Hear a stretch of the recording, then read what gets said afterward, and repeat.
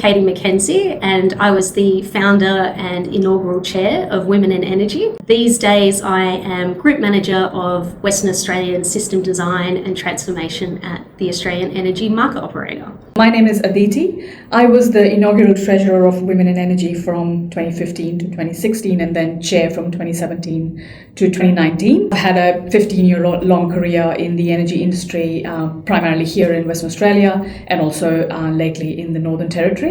Hi, I'm Neetika. I have a long-standing association with Women in Energy and have served on the committee for almost 9 years now. I was chair from 2019 to 2023. What excites me about my day-to-day job at AEMO is that I lead a team of a very passionate and dynamic bunch of people who are responsible to operate the reserve capacity mechanism. I'm Anna Fala, and I have worked in the energy industry for over 17 years now. I'm currently the Customer Project Delivery and Readiness Lead at Synergy, heavily involved in customer-driven projects. I'm the current chair of Women in Energy, so it's my second year.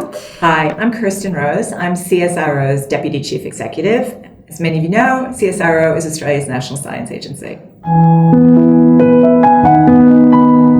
To answer that question, I'm going to take you back even beyond the 10 years to 2012.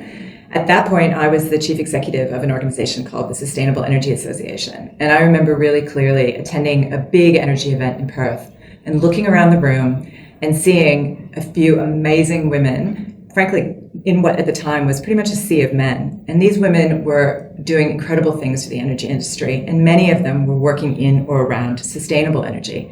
And so I thought, hey, I think we need a networking group for this group of women. And so we started something that was at the time called Women in Sustainable Energy. And then fast forward a few years and working with people like the amazing Katie McKenzie and Murray Meaton, Women in Sustainable Energy grew and became Women in Energy. One of the things about the AIE is that it covers the entire energy value chain, and so really wanted this to be something for all women working in the sector. And so I guess that first step was pitching it to AIE, and after that, really being connected with more women in the sector. So Louis Kent and Murray Meaton were instrumental in connecting me with the women that formed part of that first committee. From there, we went about sort of coming up with what our launch would be, what our principles would be, and our impact would be. I remember planning for that first launch event, which was incredible, but the road to it was hard. And one of the very senior women in the sector that I'd been connected with to potentially be a panel presenter had said to me, I don't really like these groups. They perpetuate the idea that women need some sort of special leg up and special attention because they just can't quite cut it. And that was really a moment where I had to sort of reflect and think, are we doing the right thing here? And I think 10 years on, absolutely we did. I think it goes back a few years from my position as chair. I think I still remember Katie, myself, and a few other at the time. We would go to networking events, and suddenly I didn't see a lot of other people like myself at those events. And so when Katie reached out to me asking if I would come together on this journey to start off Women in Energy, I thought this was an excellent way for me to connect with more people in the industry, but also connect with more senior women and men in the industry. And that's really what motivated me to join the network. It was not only to sort of increase my own visibility and profile, but also to help other more junior women, because I could see so many other women like myself in the space. That were going through exactly the same problems that I was. So I just felt it was a natural progression really for me to come to Perth and start off with Women in Energy. I think moving from treasurer to chair was, I would say it was a natural step, but I did go through elections and luckily my committee members voted for me. So that was excellent. My purpose is to create awareness about the importance of DEI in the community, so that everyone is given an equal opportunity to succeed while also feeling valued and respected. And I believe that every small contribution counts.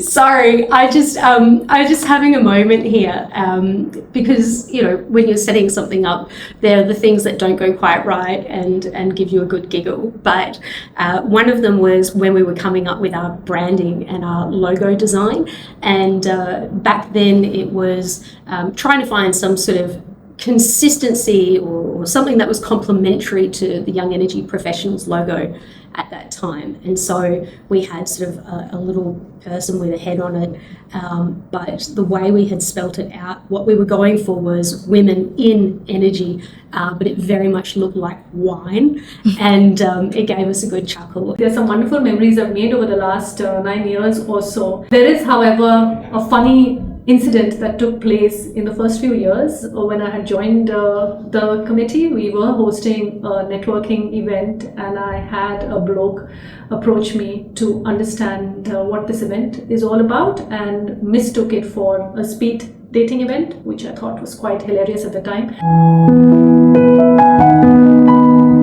During my time as the treasurer in 2016, I put together the first Women in Energy and Young Energy Professionals breakfast that happens on the second day of the Energy in WA conference that I'm sure many of you would know and attend. And nowadays, obviously, the conference has become a whole week. But back in those days, it was still early days, and we would have a 1 or a 2 day conference. And I still remember the first time we brought together that panel. It was hard yakka. I had to work really hard to find all the panelists for that first event. The first one was done in 2016. And I was very nervous that nobody would turn up, but luckily we were able to draw a really good crowd and a very good panel as well. And I am so proud to see it going even until today, and that it has become a standing feature of the conference, but more importantly that it sells out and it attracts the best and the brightest in the industry. So I'm very proud to see that. There's so much to be proud of looking back on the last 10 years. My personal win as a chair was to turn things around financially for this committee, and we were able to attract a broader sponsorship pool, which only continues to grow thanks to the motivated committee members. We were also successful in connecting people in a disconnected world during COVID, which was a very disruptive time for the committee. What I really love is that it has brought together some of the most incredible women from all different parts of the energy sector with incredible experience, different disciplines, cultural backgrounds, to really build this great support network for each other, but also, really raise the visibility of those incredible role models in industry as well. And when I look at the women in those very senior positions today, I feel like we played a role in that. I am very proud of the Women in Energy achievements for the past 2 years while being in the chair role. Achieved 70% increase in our number of LinkedIn followers. And as again, the purpose is to create awareness in the industry of how important it is to champion the voice of women and promote diversity, equity and inclusion. We also went from 8 to 11 sponsors. One of the things that I'm very proud of is the introduction of the gala. It was a mammoth effort from everyone in the committee, and it was a resounding success at the end of it, where we all came together. There was a need in the industry to come and celebrate all our achievements. I wish for the Women in Energy Committee in the future is to continue with the mission of championing the voice of women in the energy sector and advocate for diversity, equity and inclusion more broadly by continuing to focus on extending the awareness with allyship and continuous collaboration with other associations and other sectors for broader reach in the community.